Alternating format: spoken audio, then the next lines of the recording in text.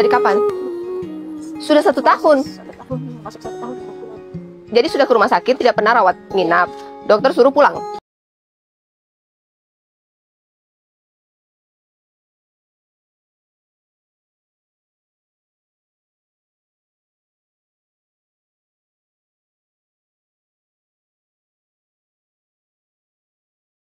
Coba bayangkan di pikiran kalian semua, kalau ibu ini adalah ibu kalian.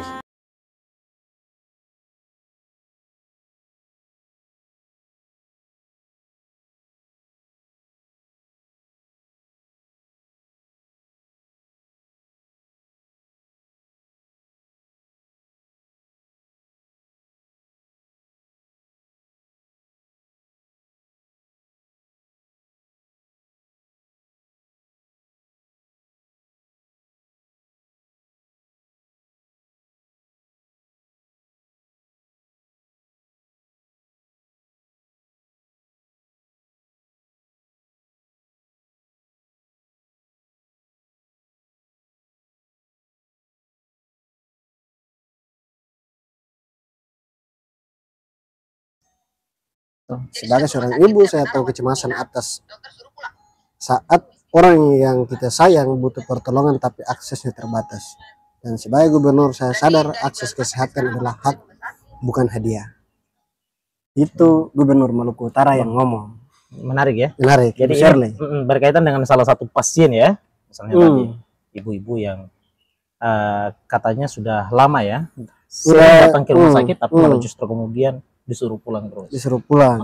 Sedangkan dia ini punya BPJS. Aktif lagi. Aktif lagi. Nah ini masalah nih. Ini memang persoalan Pak. Kalau ini bukan cuma saja saya kira ya, bukan cuma saja di Maluku Utara nih.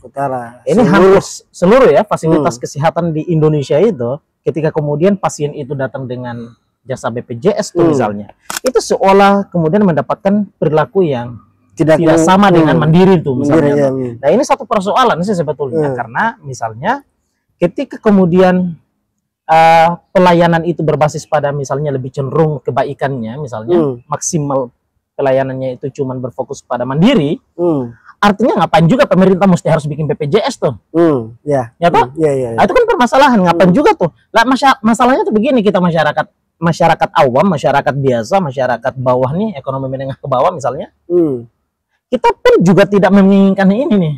Hal seperti BPJS itu. nih misalnya nih. Nah tapi karena ini adalah programnya pemerintah kan.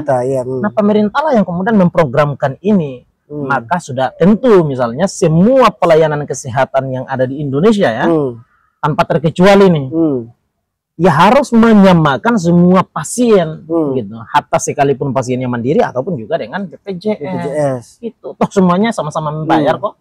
Walaupun BPJS tapi dia tetap bayar iuran BPJS tuh kan. Nah di situ.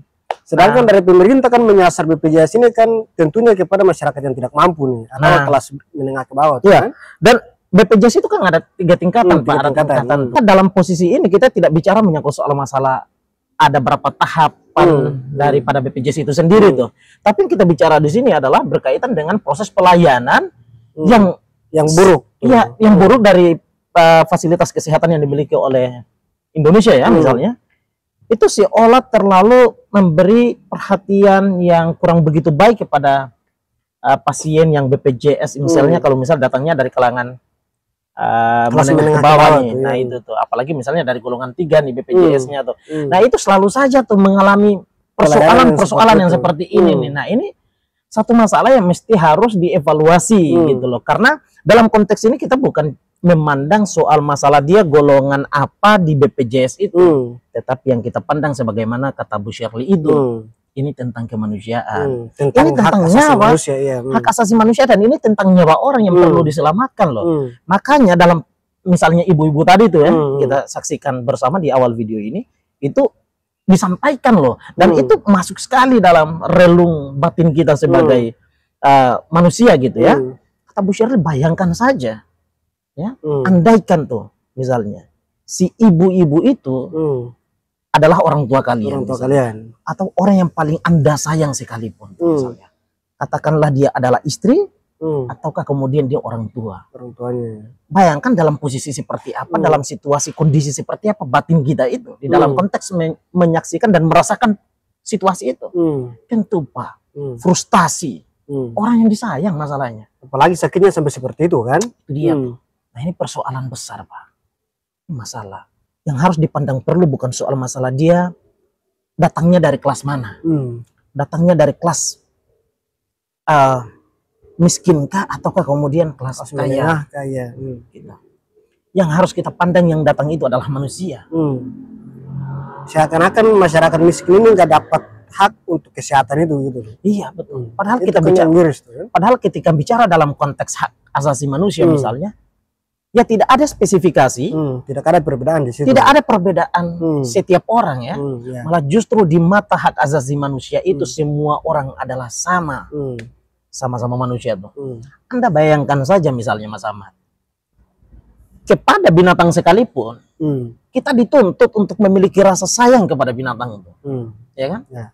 Bagaimana kepada sesama manusia tuh di situ? Apakah pantas hanya karena dengan nilai-nilai obat-obat tertentu misalnya, yang dimana tidak bisa ditanggulangi oleh pasien misalnya, lalu kemudian kita biarkan pasiennya untuk menderita, dan disuruh untuk dikembali dan kemudian dia menderita dan kemudian kita kehilangan nyawanya? Nah, dalam konteks kita bernegara, kita tuh dituntut untuk setiap nyawa harus diselamatkan. Kenapa? Karena apapun itu bentuk fasilitas pelayanan kesehatan yang dimiliki itu, semewah apapun dan seharga apapun itu misalnya, nggak ada nominalnya loh Pak, dibandingkan dengan manusia tuh. Ya, dengan nyawa seseorang ya. Nyawa orang tuh nggak ada harganya. Bayangkan tuh, betapa kita tuh merasa terketuk ya, kita merasa dihajar habis-habisan atas nama hak asasi manusia ketika kita melihat persoalan Kanjuruhan tuh misalnya. Ya toh? Itu sepak bola tuh. Sepak bola tuh. Bayangkan. Kita merasa terkutuk sekali tuh. Ya toh? Ya kita diajak untuk melihat hal itu dari perspektif kemanusiaan. Nah, betapa kemudian hari ini kita memiliki pelayanan kesehatan disediakan oleh negara, walaupun semuanya tidak gratis-gratis juga gitu kan. Nah, sudah ada tuh, dan tugas negara adalah untuk menyelamatkannya, tetapi malah justru dari aspek pelayanannya malah ada proses penerapan yang seolah-olah ada spesifikasi nih, you miskin, gak usah lah, kita abaikan, ini kaya gak usah. Gitu. Atau mungkin karena masalah seperti ini terjadi di internal rumah sakit aja kali ya, bagaimana sih? Nah karena kita lihat bahwa mungkin sebagian rumah sakit tuh kan, kan nggak semua pasti. Iya, betul. Rumah sakit tertentu. Ya, ini rumah sakit tertentu dan terjadi pada oknum-oknum saja ya. Kita menyadari hal itu. Oleh sebabnya dalam persoalan ini misalnya, itu kita mengajak kepada semua pihak ya, yang berada pada pelayanan kesehatan yang dimiliki oleh negara ini gitu, agar kemudian memaksimalkan kembali dan mengedepankan soal masalah nilai kemanusiaan tuh. Jangan dulu mengutamakan soal masalah aspek administrasi. Karena paling banyak juga loh Pak. Saya pernah mengalami hal itu tuh. Itu hampir semua rumah sakit. Ya, itu setiap kali kita ke sana dan dalam situasi yang memang terpuruk sekalipun kita masih saja disibukkan dengan soal masalah administrasi. Ini masalah nih. Administrasinya kan soal masalah uang pun juga adalah berkaitan dengan administrasi tuh. Ini itu segala macam hal tanpa memandang menyangkut soal masalah ada nyawa orang yang sejujurnya kalau tidak ditanggulangi dengan cepat dia akan kehilangan, akan lewat. Iya. Sekarang tuh kan kemudian beberapa waktu belakangan kan kemudian viral juga tuh. Ada nyawa, ada sosok ibu-ibu. Itu kalau saya nggak keliru tuh di mana, di bagian Sulawesi kali ya, itu Sulawesi Manado kalau nggak salah tuh. Jadi ibu-ibu ada anaknya ya yang mau melahirkan. Tapi begitu datang ke rumah sakit itu disibukkan dengan ini itu segala macam, bahkan justru pihak-pihak medisnya itu tenaga medisnya ya, itu malah justru mengabaikan dan menghiraukan itu. Berkali-kali mereka datangnya sampai kemudian terjadi apa coba? Bayinya meninggal di dalam perutnya loh. Ini kan kejahatan yang mereka sengaja buat. Nih Pak. Nah dalam posisi ini siapa yang bertanggung jawab? Tentu pihak rumah sakit ya. Rumah sakit seharusnya yang bertanggung jawab atas persoalan ini nih, yang bertanggung jawab. Lalu yang kedua adalah ini kan kita sayangkan nih soal masalah pelayanan buruk dari fasilitas kesehatan yang kita punya nih, rumah sakit gitu ya. Nah, seperti ini nih. Sehingga kemudian terjadi apa tuh, Pak?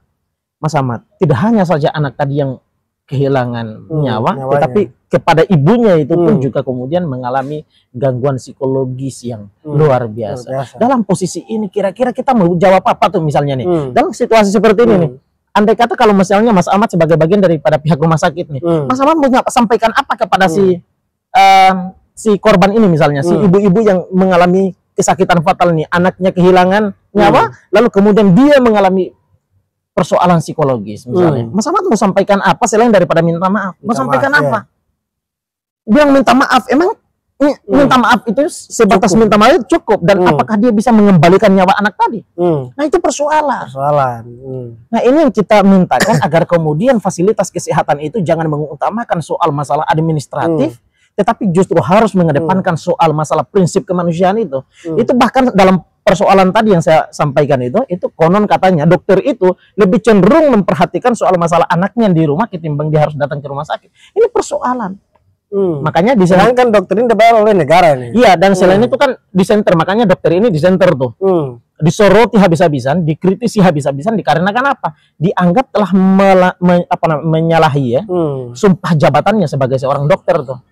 Lalai dalam itu ya. Lalai akhirnya. Makanya kita sampaikan ketika dalam persoalannya sudah sebagaimana ini, siapa yang berhak untuk bertanggung jawab atas masalah ini, lalu bagaimana sikap ability pertanggungjawaban dari pihak rumah sakit untuk datang kepada si ibu untuk ini. Masalahnya minta maaf pun nggak cukup. Nggak cukup. Tapi Indonesia memang gitu. Mereka buat salah, habis itu disorot oleh publik, lalu mereka minta maaf, lalu mereka anggap selesai. Betul, kan? betul. Nah, jadi ini yang menjadi masalah besar dan PR besar begitu semua. Betul. Ini masalah nih, dan sebagaimana kemudian dilakukan oleh Bu Shirley ini, langkah Bu Shirley. Ini langkah Bu Shirley ini yang langsung turun langsung untuk menjumpai si pasien ini. Ini saya kira adalah satu langkah yang tepat, yang sudah seharusnya dilakukan tidak hanya saja dilakukan oleh seorang gubernur Maluku Utara ya, tetapi justru harus dilakukan oleh semua pihak. Yang terutama adalah pemangku jabatan. Harusnya itu kan semua tanggung jawab kepala dinas kesehatan. Iya, kan? Artinya tuh begini. Oke, itu dinas kesehatan, tapi begini nih, mau saya bilang, ini tidak harus dilakukan saja ya oleh Bu Shirley, tapi kita mau ini yang dilakukan Bu Shirley ini bisa menjadi bisa menjadi role model ya. Dia bisa menjadi trigger, pemantik untuk semua kepala-kepala daerah yang ada agar kemudian melihat kembali pelayanan kesehatan yang ada pada daerah-daerah masing-masing dan memperbaharui sistem pelayanannya. Agar apa? Agar sistem pelayanannya itu mengutamakan persoalan kemanusiaan, Mas Ahmad, bukan mengutamakan persoalan administratif. Karena persoalan administratif itu kapanpun bisa diselesaikan ketimbang soal masalah nyawa manusia yang terancam. Karena hari ini ketika kita kehilangan nyawa satu orang, maka besok itu sudah tidak bisa lagi dikembalikan. Tidak sama dengan administrasi.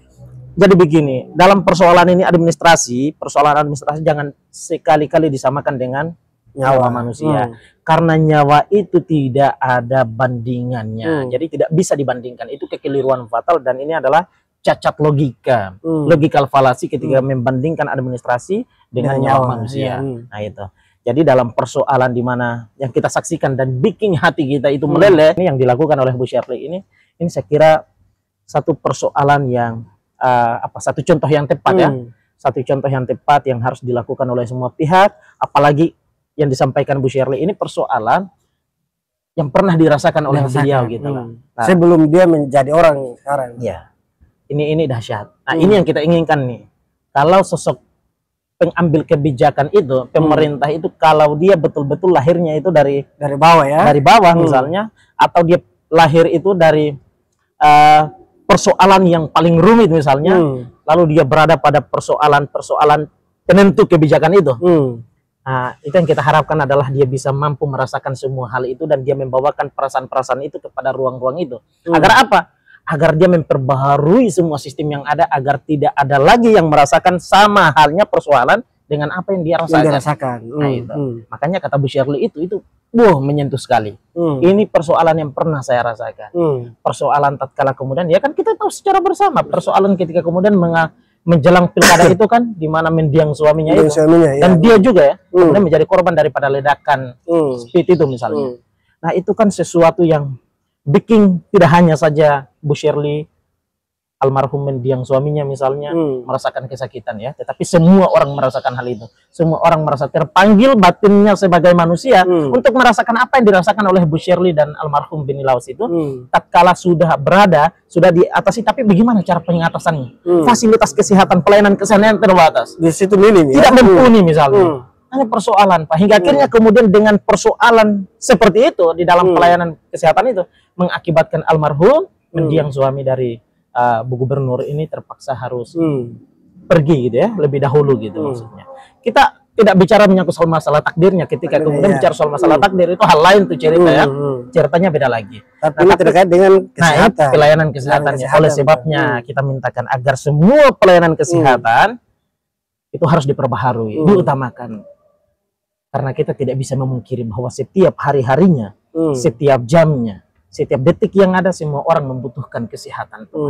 Nah, jadi ketika pelayanan kesehatannya baik, maka tentu kita bisa dapat melakukan optimalisasi di dalam konteks menyelamatkan nyawa setiap orang. Nah, itu tuh. Jadi cepat kita berterima kasih sekali. Dalam posisi ini saya berterima kasih sekali dengan kebijakan yang dilakukan oleh Bu Shirley. Tapi satu tantangannya kepada Bu Shirley, yakni adalah seberapa jauh dia harus mempertahankan eksistensinya dia sebagai pemimpin yang kemudian selalu menyasar pada ruang-ruang hidup masyarakat ini dengan kemudian menyaksikan secara langsung bagaimana perasaan kebatinan masyarakat di dalam kehidupan hari-harinya ya, dalam melakoni setiap hari-harinya itu. Nah, jadi kita mintakan Bu Shirley itu agar eksistensinya itu harus tetap ya.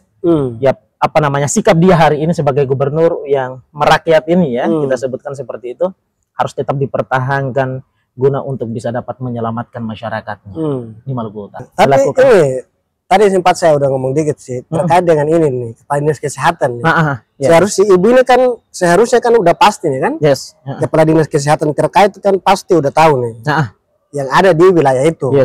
Contohnya seperti kejadiannya di Taliabu contohnya ya. Udah pasti kan di situ kepala dinasnya udah tahu tuh. Tetapi sampai lewat dari 2 bulan dia nggak ini kan kami tanggapan. Ini kan masalah besar. Betul. Kalau kepala dinasnya cuek aja atau ini yang harus sebetulnya. Jadi gini, tidak hanya saja fasilitas pelayanan kesehatan di daerah itu ya, tetapi juga kemudian orang yang bertanggung jawab atas fasilitas itu pun juga mesti harus diperbaiki itu cara kerjanya gitu. Karena ini kan persoalan nih. Masa iya dalam masalah ini harus lagi gubernur nih, pimpinan nih, masa harus turun tangan? Harusnya dong kepala dinas yang harus atasi barang ini kan. Datang langsung. Bahkan justru jabatan buat itu. Ya, bahkan justru datang kepada pihak rumah sakit setempat marahi dia nih. Ya kan? Marahi, kenapa? Ini kenapa ada nyawa yang terancam seperti ini malah justru dibiarkan mundar-mandir, pulang pergi, nggak ada hasil nih. Apalagi kita lihat perut ibunya itu kan udah kayak orang hamil. Nah, itu dia tuh, itu masalah tuh. Padahal baru beberapa bulan tuh ya. Ini satu masalah yang kita sayangkan secara bersama. Oleh sebabnya harus diperbaiki semua birokrasinya. Terutama adalah kepala dinas. Dia harus kerja di dalam konteks menerjemahkan tujuan dan visi misi itu ya, visi misi daripada gubernur itu dengan baik, gunanya untuk menyelamatkan manusia yang ada di wilayah yang dipimpin oleh gubernur itu sendiri misalnya. Nah, itu Mas Ahmad. Jadi ini satu langkah yang bagus, yang baik, kita apresiasi hal itu. Ini satu langkah positif Bu Shirley. Kita doakan ya. Kita doakan semoga beliau sehat selalu. Yes, semoga beliau tetap sehat, diberikan kekuatan ya, dan diridhoi setiap langkahnya nih sama Yang Maha Kuasa. Dan kita doakan semua kepala-kepala daerah ya yang ada di Indonesia agar kemudian bisa melakukan hal serupa nih, gitu. Juga kepada kepala negara kita. Nah, gitu. Semua pemimpin-pemimpin di negeri ini kita doakan kebaikan untuk mereka. Menarik tadi gini, alhamdulillah masih terkait dengan Maluku Utara. Itu di story-nya Bu Shirley yang di Instagram tuh, itu ada salah satu orang yang tag story-nya ke Bu Shirley. Lalu dia katakan bahwa jangan lapor semua ke Ibu Gub. nanti Ibu Gup capek sendiri. Betul. Yang ada Ibu Gup sakit Maluku Utara udah gak bisa jalan lagi. Betul, itu dia, itu masalahnya ya. Jadi semua harus ikut terlibat ya. Makanya tadi kita bilang kepala dinas itu jangan semua sampai Ibu Gup langsung turun tangan, tapi harus cepat tanggap kan begitu. Biar semua persoalan cepat teratasi tanpa harus melibatkan Bu Gubernur di situ. Tapi ketika kemudian kepala dinas turun, orang sudah bilang, oh ini adalah gubernur gitu. Nah seperti itu masalah. Kebetulan sudah waktunya sholat ya, azan asar kita laksanakan dulu. Bagaimana pandangan teman-teman sekalian berkaitan dengan persoalan ini? Silahkan dituangkan di kolom komentar. Terima kasih banyak. Assalamualaikum warahmatullahi wabarakatuh. Selamat, thank you.